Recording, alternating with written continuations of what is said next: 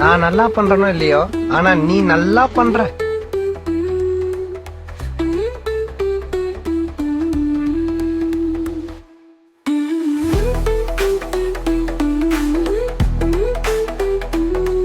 நம்ம என்ன வேலையா செய்ய போறோம்? சும்மா பார்க்க போறோம். இருக்கட்டும், அதுக்கு நம்மளுக்கு என்ன சம்பந்தம்?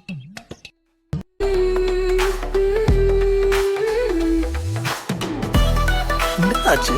அது உங்களுக்கு சொன்னா புரியாது சார்.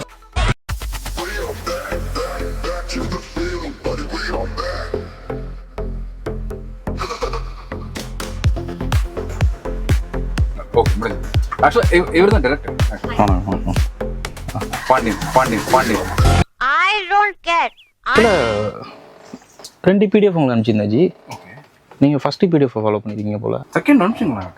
செகண்ட் ஒரு பிடிஎஃப் இருக்கும் பாருங்கள் ஜி. அது இதுதான் ஃபிக்ஸ்னு சொன்னீங்க நீங்கள். இல்லை ஜி, இதில் வந்து நிறையா வேர்ட்ஸ் எல்லாமே நம்ம காலில் வந்த பையன் உங்கள்ட்ட எதுவும் சொல்லலையா? அவர் என்ன சொல்லவே இல்லையா? என்ன ஜி, நான் உங்களையே அதனால தான் சீக்கிரம் வாங்க சொல்லிட்டு. அதனால் நான் வர முடியுமா ஜி? வெளியில வேலையை வச்சுட்டு நான் ஃபஸ்ட்டு சாங்க்கு எங்கேயா இருந்தேன் சொல்லுங்கள். செகண்ட் பிடிஎஃப் பாருங்கள், நிறையா சேஞ்சஸ் இருந்துச்சு ஜி உள்ளுக்குள்ளே. இருக்கு ஜி, ஆனால் செகண்ட் பிடிஎஃப் பற்றி எதுவுமே. இந்த ஆக்ட் குடுக்குற வேலையெல்லாம் என்கிட்ட வச்சுக்காதடா.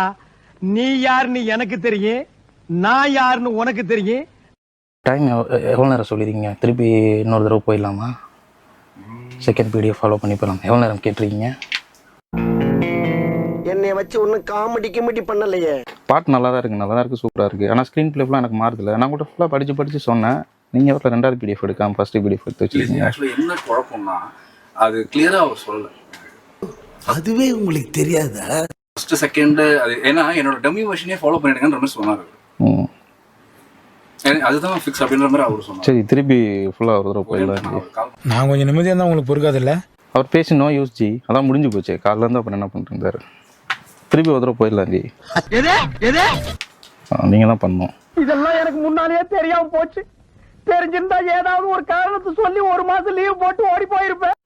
அப்படியும் பாடணும்னா அது இன்னொரு பாட்டு பாடுற மாதிரி தான் இருக்கும். அது இல்லை மேம், உங்களுக்கு புரியும் நினைக்கிறேன். பாட்டெலாம் நல்லா தான் இருக்கு, நான் கேட்டேன் ஃபுல்லாக. பட் ஸ்க்ரீன் பிளேக்கு அதுக்கும் சம்மந்தமே இல்லை. நானும் பொம்பளை பிள்ளையா அடுக்கு ஒடுக்குமா இருக்கலாம்னு பாக்குறேன். என்ன கடுப்பேத்தனே.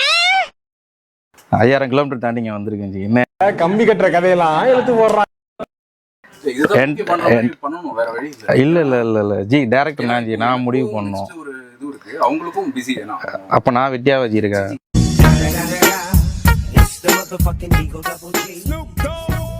அப்படி சொல்லலை, நான் வெட்டியாக இருக்க மாதிரி பேசிட்டு இருக்கீங்க. ஆக்சுவலா இதுல வந்து என்னோட ஃபால்ட் இருக்கு.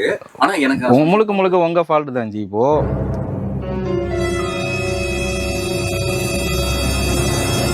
இல்லை ஜி, எனக்கு அவங்க திருப்பி வந்து எனக்கு பாடி கொடுக்க சொல்லுங்க. நீங்க பே பண்ணிடுங்க, பரவாயில்லையா? சரி, ஓகே ஜி, வரங்க.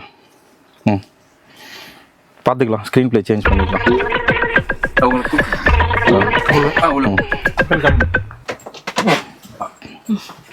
நல்லா இருந்தாங்க ஃபுல்லாக பார்த்துட்டேன். ஆக்சுவலாக 2 டைப்பாக வந்து ஸ்க்ரீன் பிளே பிளான் பண்ணோம் மேம். ஸோ ஃபஸ்ட்டு ஒரு பிடிஎஃப் வந்துச்சு. நீங்கள் மாஸ் பண்ணிட்டீங்க. ஆமாம், ஆக்சுவலாக இவ்வளோ நேரம் ப்ராங்க் பண்ணியிருந்தாங்க. பாவியலா, இப்படி தாண்டா அசிங்கப்படுறதுனா வாழ்க்கையில. கலாய்ச்சிட்டாங்க. இதுதான் ப்ராங்க். ஸோ காலையில் வந்து இங்கே ஒரு பிளாக் கலர் மாஸ்க்லாம் போட்டு நான் தான் உட்காந்துருந்தேன். மெனக்கட்டும் நோட் பண்ணலையா? இப்போ டெப்தா ப்ராங்க் வேணா பார்த்துப்போம், இன்னும் நிறையா இருக்கு.